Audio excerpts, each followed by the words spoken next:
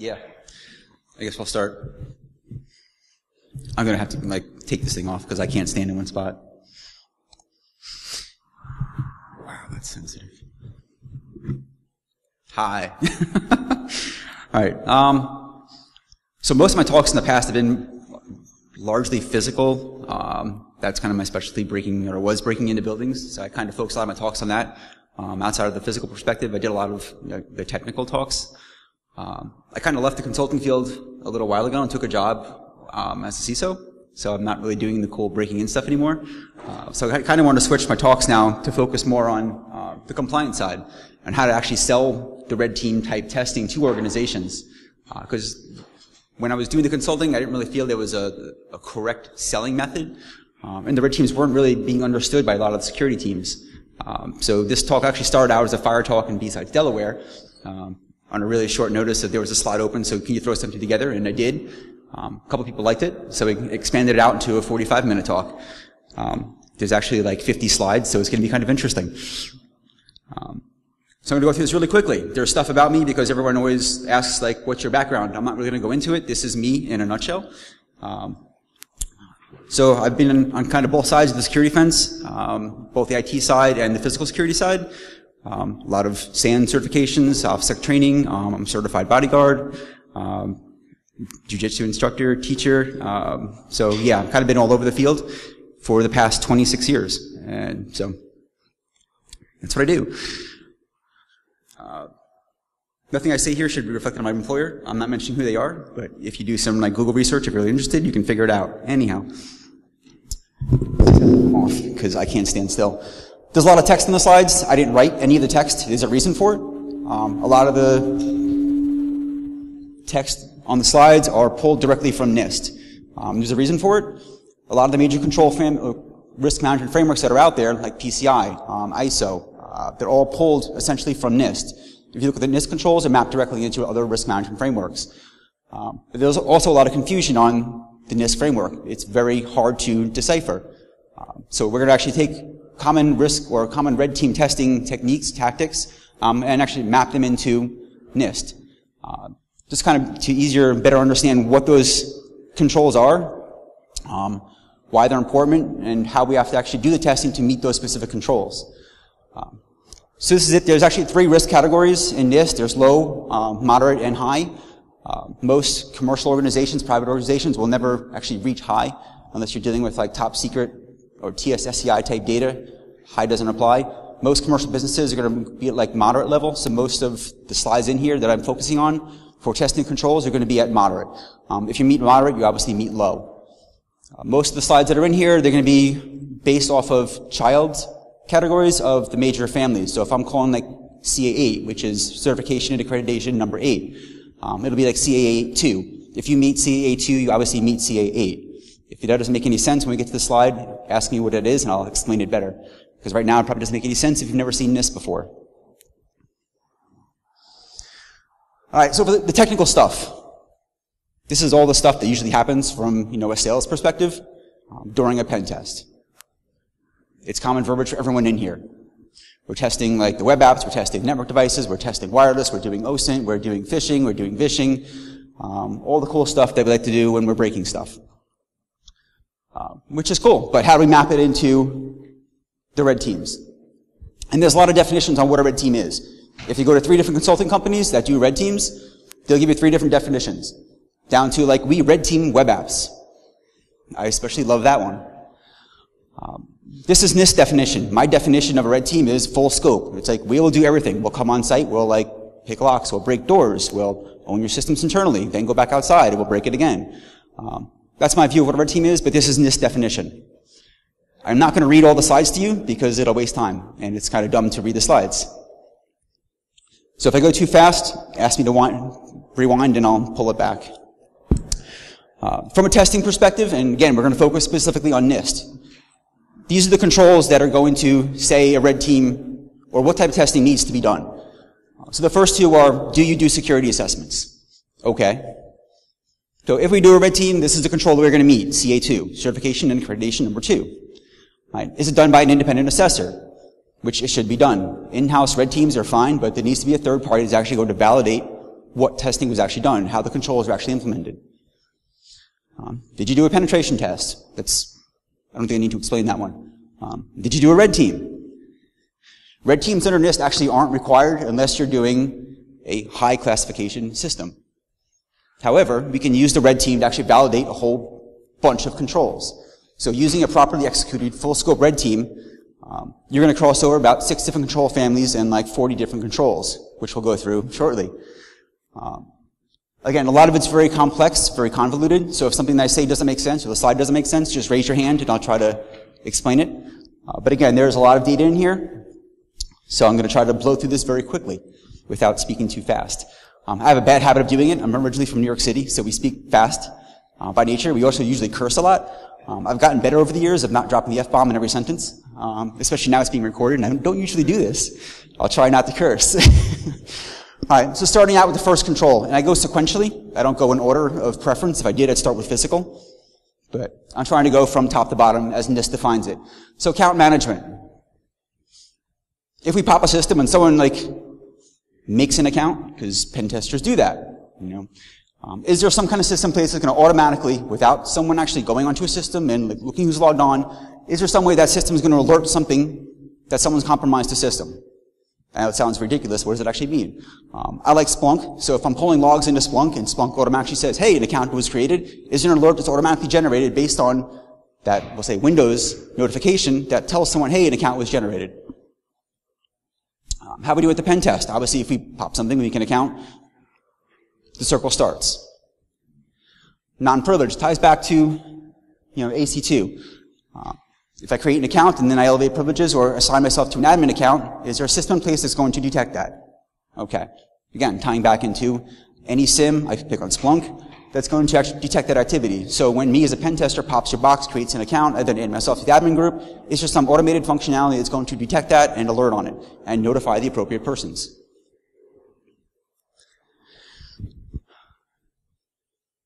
Admin accounts. I think a couple of other talks today have mentioned this. If someone pops an admin account and starts doing things, there's just some automated notification that those activities are being performed. If I'm logging into 16 different systems within 5 minutes with an admin account, is there something, God, I hope so, that's going to notify that this admin account is doing that? If I start doing things like creating services on 16 different accounts within a 5-minute window, is there something that's actually going to notify on that? And these are all tying back to things as the red teams that are common activities. If you go to Spray WMI, for example, the old SMB exec across an entire domain. Common tools that we've all been using. Now, how is it going to tie into what are we going to test with it? So this is how we're testing it. So these are the controls we're actually going to test. So again, that's kind of the focus of this. It's not all the controls, but how we're actually going to test the individual controls. So when we want to actually sell a red team to whatever company, and they say, well, how can we justify this? This is what we're going to start breaking down here. I don't think I need to define this one, unsuccessful login attempts. So if I'm brute forcing with Hydra or Metasploit or whatever, is someone getting alerts that, there's 5,000 failed login attempts, which, God, I hope you weren't doing as a pen tester, but it happens.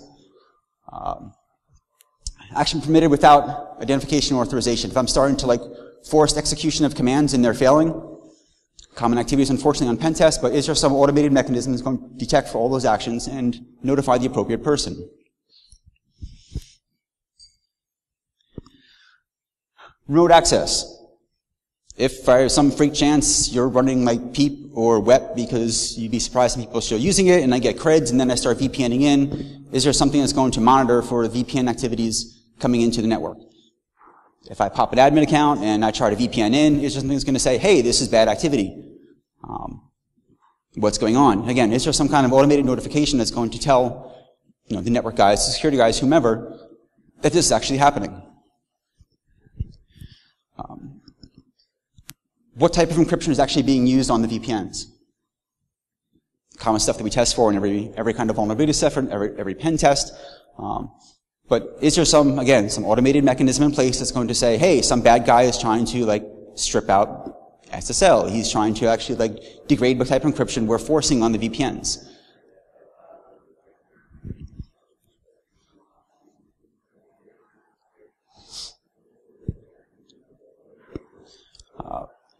So in most VPN devices, there is usually some type of configuration management going on. So if by some freak chance I get onto a Cisco box and I start adding other like endpoints to it, I create my own like point-to-point GRE tunnel. Is there something in place that's going to actually detect those automatic changes that are being made on, again, the ASA, the Cisco, the Juniper, whatever? So as soon as I fire up a GRE tunnel, it's going to say, hey, you know, someone popped your box, they've made these changes. Wireless is an interesting one. Again, this is more of an on-site thing, but how many people, I guess, would question the use of WEP and PEEP still? WEP or PEEP as a wireless deployment in an actual production network? Oh, I mean, how many people would still be surprised that they're out there, I guess is the question. Funny story with this. There are some consultants actually still deploy WEP networks. And one of the most amusing story I heard was, well, if you give it a big enough key, it's just as secure as a WPA network. 32 seconds later, we were on the network, of course. But again, part of what we have to do, and again, due diligence, and I pick on this a lot, especially when doing the red teams, it's just because you know it's there and you know it can be broken, and leaving it there because you know it can be broken, going after the cooler things. Due diligence. If PEEP is there, break it. If WEP is there, break it. Demonstrate the issue. It sounds like a lot of people would take that into account and just be like, yeah, we're going to do it just because. But you'd be surprised when there are people that just don't do it. It's like, well, it's low-hanging fruit. Well, what do you think the bad guys are actually going to go after first? The low-hanging fruit, just like everything else. You know, MS-8067 isn't cool and sexy, but what are most pen testers going to use once they find it? The analogy should still be the same. It's like, well, MS-8067 is common that we use all the time. Well, why don't we go after the WEP and the PEEP still? Shoot. Sir.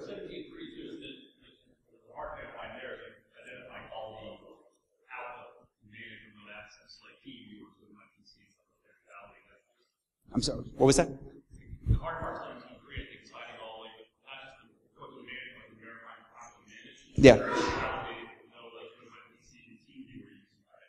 Yeah. Yeah. And a lot of it, depending on who you talk to, I mean, managed access control point, the key thing was, well, you have different access control points, and depending on what type of software you have on the network, those can also become access control points. Whether it's going to be soft or hard access control points. So even if they have multiple VPN controllers at different network segments, or even some of the internal PCs that actually have like stun VPNs on them, where they make dynamic managed access control points. Trying to define all those and leverage those during the red team test. It should be considered, should be actually executed on. Unfortunately, it's not always done that way. The part of the reason that why is because we have such we usually have such a short amount of time to actually execute the red test that you can't find all those, like the soft managed access control points. Hard ones are easy to define, the soft ones not so much. But, sure. Like if you were to say simply write a policy to define and fail louder, what is the use applications like that? Right. Is it still your Yeah. From my perspective, yeah. I mean, if you're leveraging those organizationally allowed soft access points, and you pop one of those and that's how you get in, then yeah, and you're still going back to validating those controls. If they've defined that as legitimate access point into the network, and they're using whatever, what 17.3 here, whatever maps into whatever, then yeah, you should be testing it. If you know about it, they've defined it and they're saying, we allow this on every PC. Well, that's cool. Now I have 4,000 systems I can go after and they're all in scope because you're allowing this.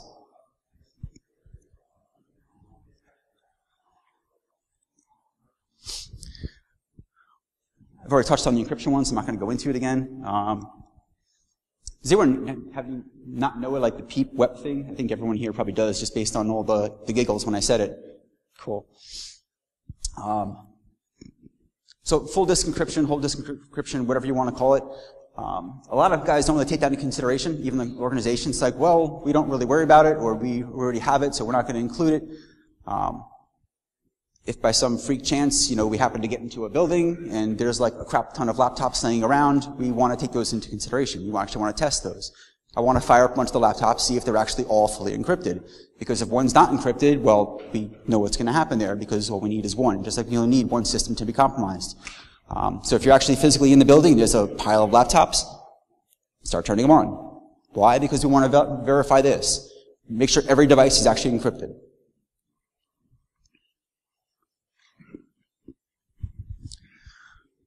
All right, what can people do? So if we send someone an email and it has like the cool like macro script in it, macro in there, it's going to push in PowerShell. They're going to do something. Do they actually restrict outbound traffic from user land? Can we just push it over whatever port we want to? Can it go over like 8080? Can it go over 8081? Can it go over whatever? But we also don't want to start going through sequentially just trying to guess ports going out using that vector, but do they actually have egress access controls in place? We obviously want to test that.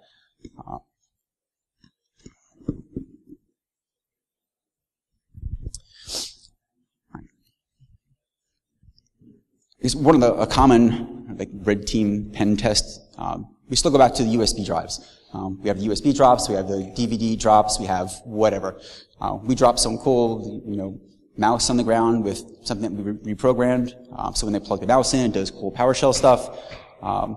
Do they have any controls in place to restrict employees from bringing in outside devices? So USB is still the biggest one. If we have an employee that goes into, they found a USB drive outside, they bring it in, and they plug it in, does something happen outside of it executing? Or whatever's on that drive still being accessible? Common way around this is, as soon as you plug a USB drive in that the organization doesn't recognize, hasn't authorized, something fires up that actually encrypts the drive. Wipes it and encrypts it. Rather than having a bunch of cool documents there that they can open up and start seeing like, spreadsheets and how much money people make. Which of course goes into systems being compromised. Most pen testers actually use this vector all the time. I should say all the time, but it's a common tactic.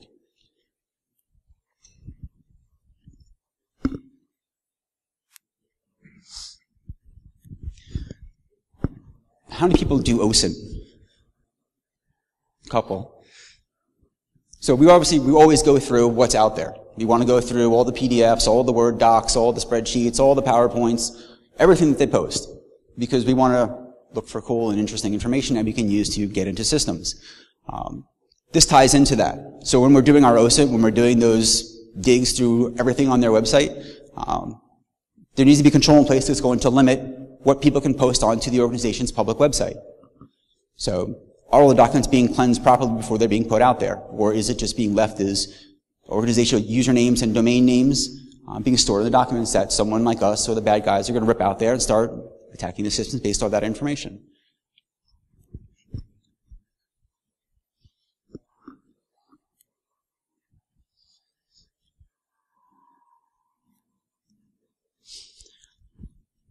So a lot of the organizations that we worked with have security awareness programs in place, and it's a big buzzword.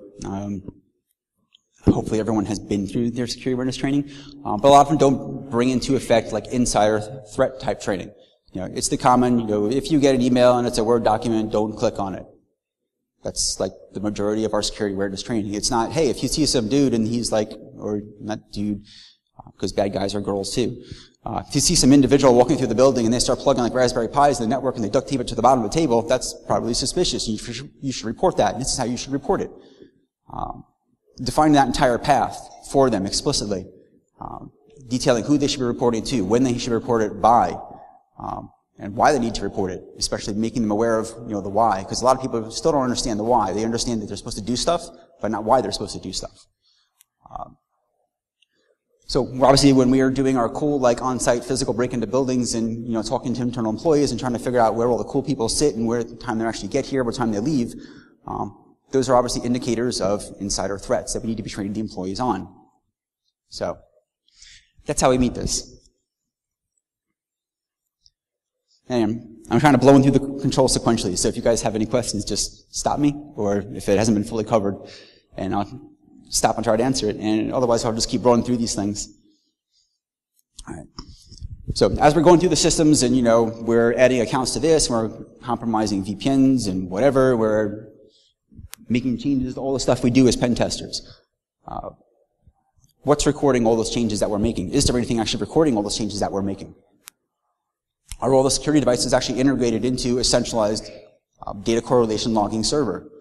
A lot of organizations I've been to, they don't. They have like VPN stuff goes here, firewall stuff goes here, you know, the IT operation stuff goes here, and those three systems never actually see each other, so there's no correlation between those. So when something happens here, they usually don't know about it over here. So while they may be doing the logging and of the individual systems, they're not tying it together to see the big picture. So as part of the testing, we need to kind of help them understand why the big picture is more important than the individual logging. So they're beating some of the logging controls that we'll discuss later, but they're not actually bringing all those logs together. All right.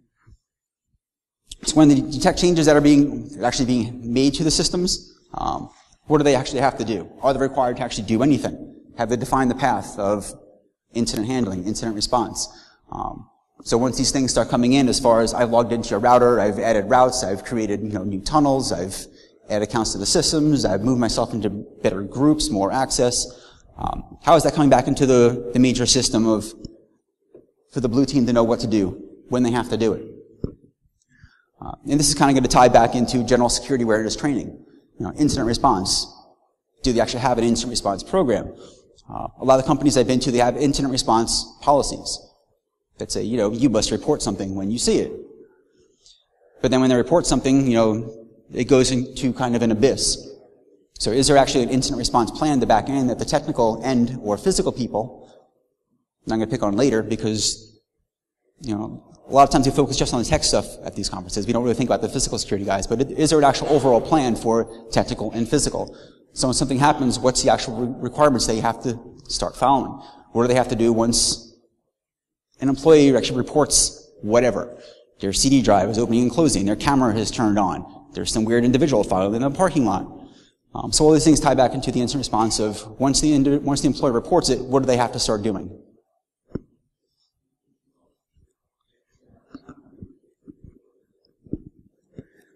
And of course, my favorite subject.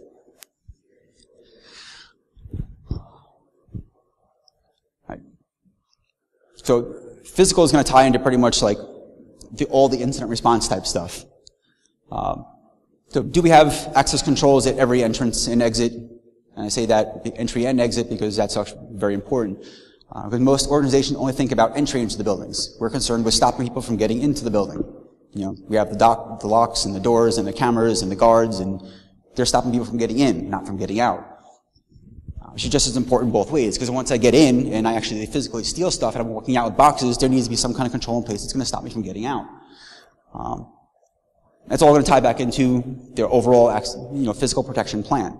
So same control is stopping someone from in, same control is stopping someone from getting out. Someone has to be monitoring the system, just like the IT guys.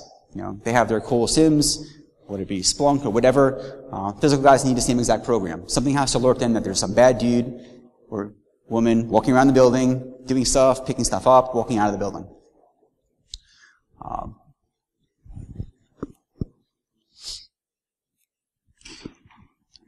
We want to make sure that, as the good guys, that there's no way to actually get to, if we have copper, fiber, whatever, is it protected?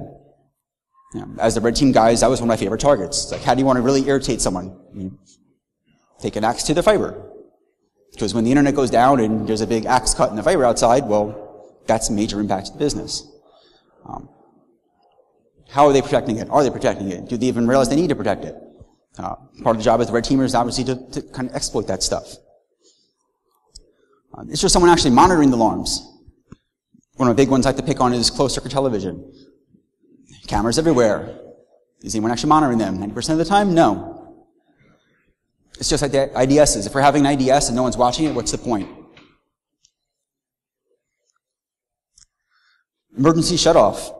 You'll find them everywhere. Emergency shutoff for power, for water. If you really want to irritate someone, turn off the water for the entire building.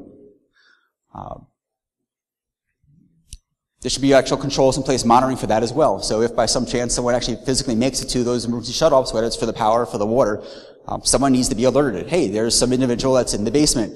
It's 3 o'clock in the morning, and they're standing outside the emergency shutoff valve. We should be alerting on that. Delivery removal. There's some guy here in a white truck, and he claims he has some stuff he's going to deliver here. Okay. I can't say the number of times they've actually used that to get into locations. We go down into Enterprise, we rent a truck, and we throw some fake stickers on the side of it that said, like, FedEx, and rolled up, and people are like, yeah, sure. And, comes down to your physical protection plan. There should be some monitors and controls in place to not only log those, but alert on those. Are there deviations? Do we have normal times of deliveries to a location? If someone shows up outside of that time, we should be notifying that, alerting on that. Physical security personnel are showing up and asking for that to identify themselves.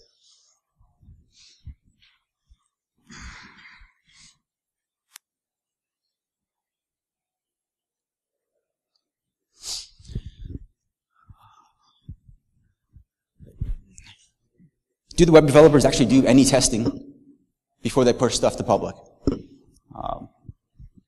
Obviously, the internal red team guys destroy this. External red team guys also destroy this. Majority of the times, they don't have, as much as it pains me to say it, and the whole OWASP push and web dev, OPSEC, there still is not a lot of testing done before custom or in-house built code is pushed out. So we obviously need to validate that. The external stuff, maybe. They have some controls in place, but internally, we found the majority of the times there's just nothing in place. They don't bother because it's on the inside. And of course, if we walked in the door because we've said we're from FedEx and now we're sitting down, plugging pies into the network, that we're going to start tunneling through your network using OpenVPN or whatever, and just report the inside. So, do they do? What do they do? What is their framework? What do they claim to? If anything's actually being done.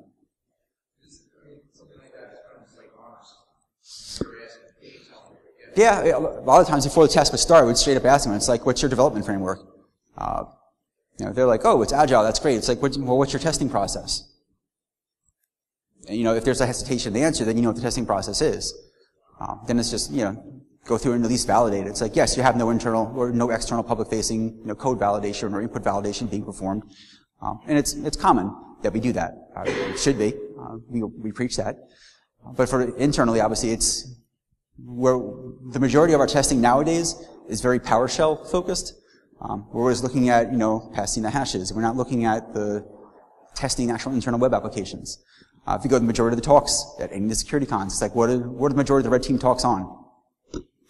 PowerShell. We don't really do too much web app stuff anymore. We still have a couple of classes that are like, oh, do the web apps, but we've lost focus on where the actual information actually is. It's like, the web apps have it. And if the web apps aren't being tested, or obviously input isn't being validated properly according to industry-defined requirements or recommendations, OWASP, that's where the cool information is. And it's even easier to get to it if the developers are being lazy and the organization isn't calling the developers on that. So more stuff on the red team side that we should be testing. So once we're in the buildings, we have our footholds, we've elevated, we've now ramped up, and our boxes are there, and we walk out, and we should start destroying them inside. Just don't lose sight of what else needs to be tested outside of just the PowerShell stuff. And there's a lot of things that I'm not touching on here, or usually down at the bottom of it. And hopefully everyone's actually seeing a lot of these, but it's like these bullets here, stuff that we can't really test as red teamers or as pen testers or whatever. But obviously stuff that we should be recommending is that they're, as part of their vulnerability and remediation plans, or if you're from government, your POAMs, defining what their plans are, what their remediation timelines are, who's responsible for the remediation, stuff that we can't do, but stuff that we should be recommending.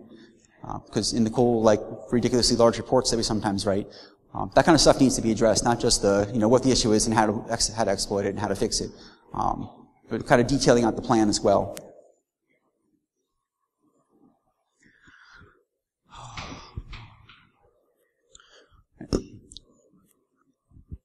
This is going to apply more toward the outside side, boundary protection, looking from the outside in. So are there actual proper access controls in place? Have they defined the boundaries outside? Once we get into the inside, have they defined the internal boundaries?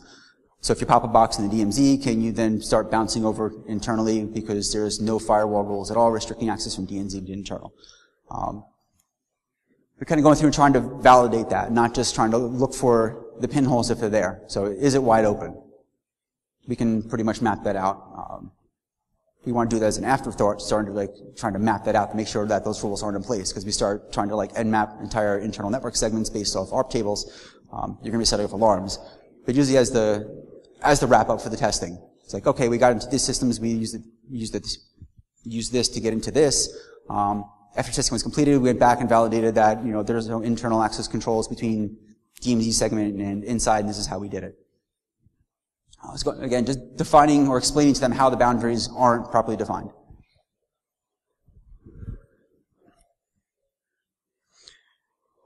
So SC7 we kind of touched on earlier, where we're looking at if there are multiple points of entry into a network. So if they have multiple points of entry, if for whatever reason they have one router, one location, one router, another geographical location, but those two segments are tied together, looking at how flaws in one segment will allow access to another segment. So, for example, I have a router in Atlanta, Georgia, and I have another router in Philadelphia. I pop the router here and make myself a tunnel, and then I tunnel back into a network here and find that I can get to Atlanta, Georgia because there's no internal access controls. It's kind of pointing out that because there's multiple points of entry into the network and there's flaws in one, and it allows for complete internal compromise.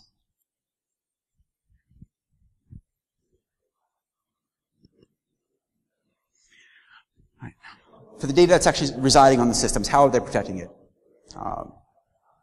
Majority of the organizations now are starting to take database encryption seriously. Even information at rest, they're starting to just create containers, dump all the information in containers, and just leave those containers closed from not using it. They just want to get onto the systems and we start finding the interesting information, verifying or validating whether or not they're actually doing any kind of data at rest encryption, better access controls based on whether the information is stored. If it's sitting on a Windows share, for example, who has access to the share? Is it set to everyone? One of the easiest examples I can give. So just finding where the interesting stuff is and just validate who has control of it, who can access it, how it's being protected, if it's being encrypted or not.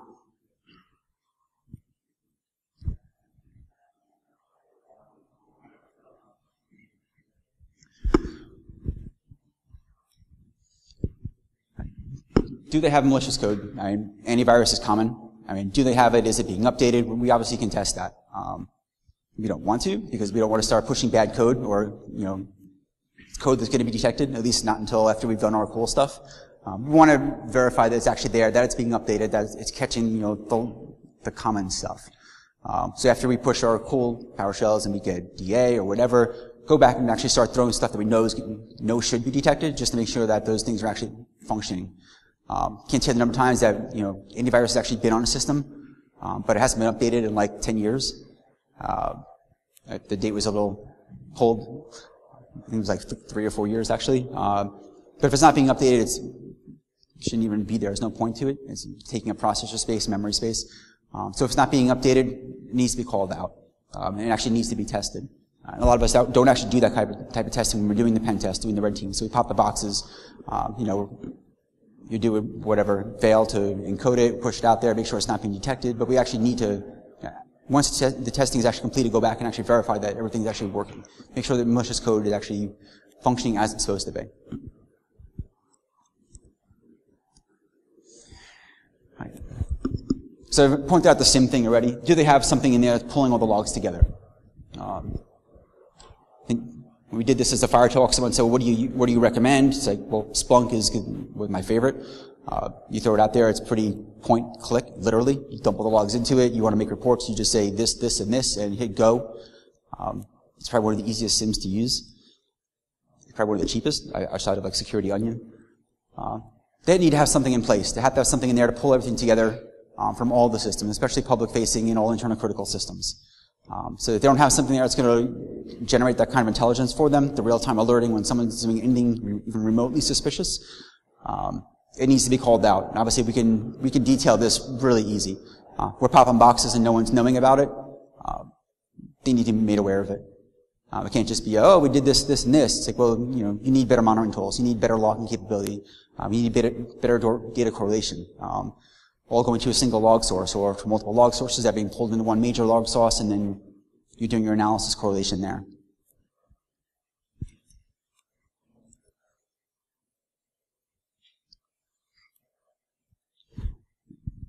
And two controls kind of tie back into the last one. Again, it needs to be it can't really be historical based. A lot of organizations, especially smaller ones, they don't have the staff So it's always, well, we don't have the staff to deal with real-time analysis. A lot of the SIEMs nowadays, it's going to allow you to have that kind of functionality. Once you start taking all the logs in there, you generate all your alerts, whatever, just based off the information. Anything that's deemed as critical, send off your emails, your alerts, whatever, how you have it set up. But without the real-time analysis, again, it's kind of pointless. It's like having the video cameras that no one's monitoring. So unless your IR plan is going to be all historical based and dealing with someone to pop their boxes, Friday at midnight and you're coming in Monday morning now, it just needs to be brought to their attention.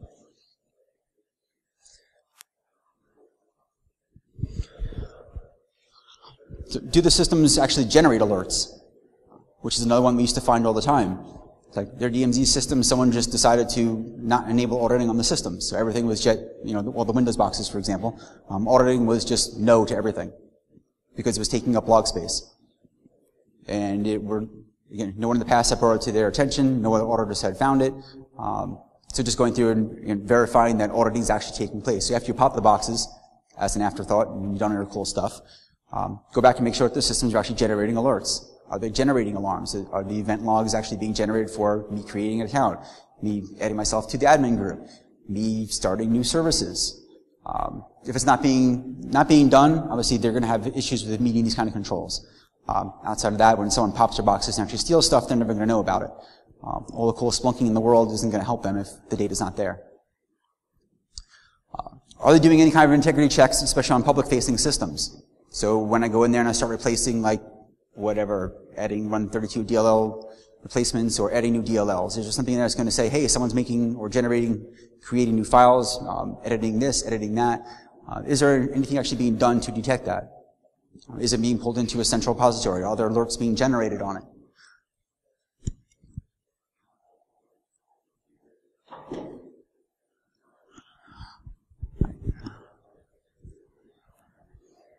So once we're actually generating the alerts, what's actually going to happen? So this is going to go back into the IR plan. So everything that we're saying, that I've been saying, we're battling about very quickly, has to be tied back into the overall incident response plan. So as part of the incident response plan, not only dealing with end user land of users reporting in, hey, I clicked on this, or I opened up this Word document with the macro, blah, blah, blah. How is the IR team actually responding to integrity checks failing? If there were new files created, if files were replaced at 2 o'clock in the morning, does the IR plan actually deal with that? Second one is, what is their spam protection? Do they have anything? How often are the signatures on their spam whatever actually being updated? If they're using a semantic box, for example, how often the signatures being updated? Are they being updated? Did it go out of support a year ago and we just haven't bothered because it's just spam? And those kind of engines are going to be the ones dealing with the majority of our external phishing attacks. So when we're generating the Word docs with the macro whatever stuff in it, the cool things, if there's nothing there, it's going to keep up to date with the latest and greatest stuff. Their spam protection is failing.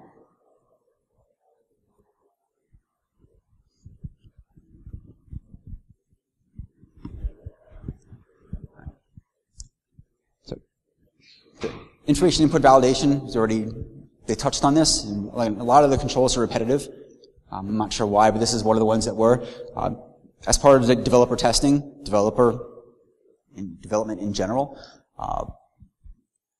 they kind of touched on this, but I guess they wanted to bring the point again to make sure that it's actually being tested, or input validation is actually being performed. So are they actually doing proper filtering for when we're trying to do joins? Is there some mechanism in place that's saying, no, you can't do join statements in whatever, a get or a post? And then how does that all tie back into their incident response plan? So when they see a join statement on a post that shouldn't be going to a certain application, is it being alerted in near real time back to the IR guys? Error handling, another one that's part of just normal web application development. But they wanted to call it out again. How is error handling being done? Is it being done? What kind of errors are being presented to general user base versus administrator users? How are those users being how are the errors actually being generated to the specific individuals? Individual being an internal developer versus a general user. And of course, what the error messages actually reveal, if anything.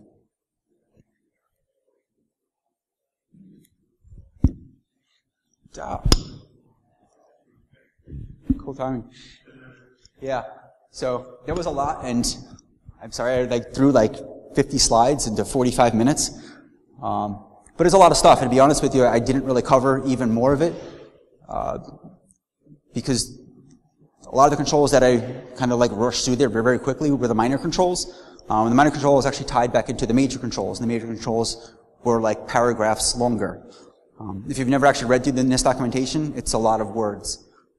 It's painfully long.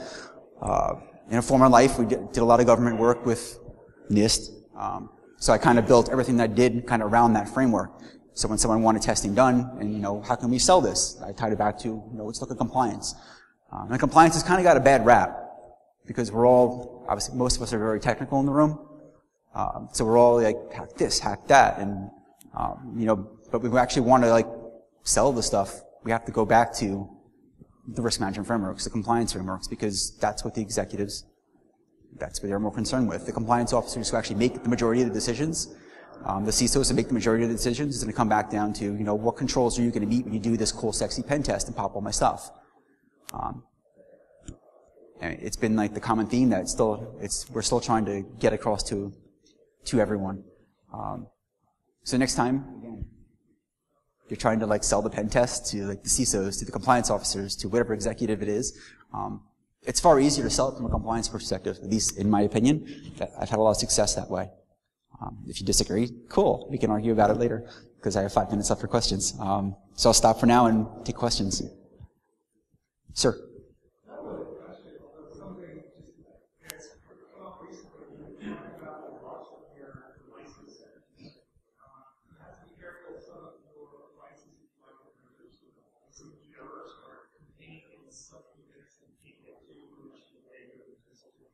Yes, semantic. You're still recording, aren't I? Yes, a lot of vendors are doing that intentionally now. They give you half the error message, and if you want the other half, you have to go into the console and dig 6 layers down to actually find it, and to actually get the full useful error message. If someone triggered and whatever that, you tried opening up this Word doc that was located on this drive in this location, you'll get the alert saying something happened, but to find out what happened, you actually have to go into the console. But a lot of vendors, they're doing that intentionally, which irritates me, now that I'm actually on Blue Team again, because it's this should be default. If I'm pushing code to a box, I should be able to see what code I'm pushing to a box in an error message. Because if I'm a Blue Team guy, which I am now, I don't want to have to spend my time digging through 6 different systems trying to find that, because it's a waste of time. I have better things to do. But yes. Anyone else?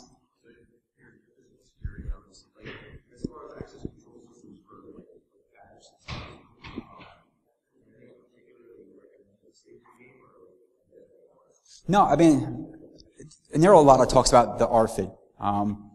Obviously, if you've been DEF CON, listen to the Lars guys. Every red team talk, I should say every red team talk, majority of red team talks are, always doing the badge thing.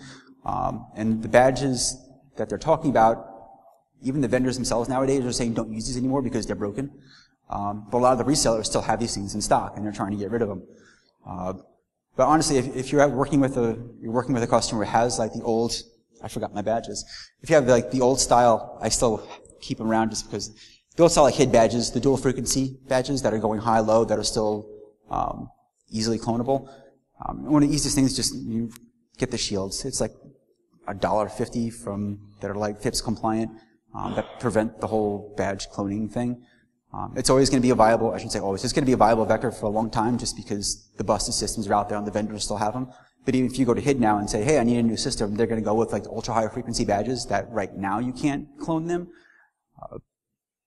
But, I mean, everything that's obviously based on some algorithms be busted at some point. But